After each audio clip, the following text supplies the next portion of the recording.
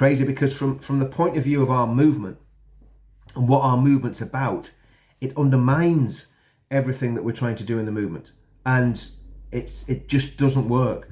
So yes, and I keep saying this over and over again, you have a right to peaceful protest, and I encourage people to protest because it is a human right. It's one of the fundamental human rights. But you do not have a right to become violent. You do not have a right to throw bricks at the police. You do not have a right to burn police vans and just get on like absolute crazy people.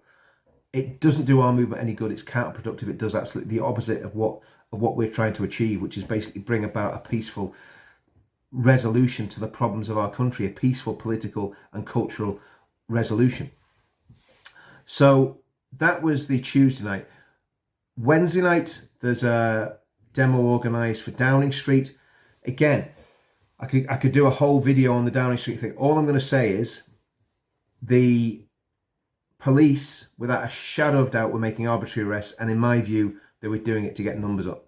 And that's, again, so there's a lot of damage been done to everything on all sides here. So now the lads that come to our events will have no trust whatsoever, and the trust was very, very low anyway, but the trust in the police will be completely gone out the window. And it's getting to the stage where it looks like the authorities don't care about offending or alienating a few white folk. And I don't like playing the white and black and brown card.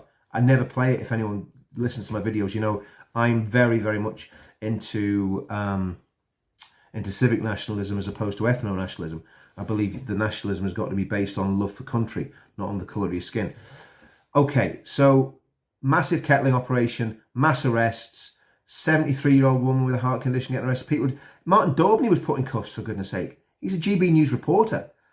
So loads going on there. I think what happened then, because of that, there was a reaction around the country because people were absolutely furious about that. So there were demonstrations around the country, quite legitimate. You can have peaceful demonstrations, but what you cannot do is then go and riot and burn and loot and beat people up and all that sort of stuff. Crazy.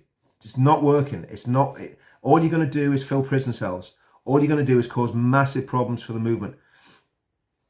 All the while this is happening. So, and I want to talk about this as well, because this is really important. Tommy Robinson has been pretty much put in the frame for this. I was watching a ridiculous video for tonight where the guy that was on about the Russia files, I can't remember his name, ex-MI6 spook who was involved in the Russia department. I'm pretty sure his information about, I think it was about Brexit and about Trump and all this sort of stuff, had pretty much been discredited, saying that, oh, you know, Trump only got voted in because of Russian interference. The same with Brexit.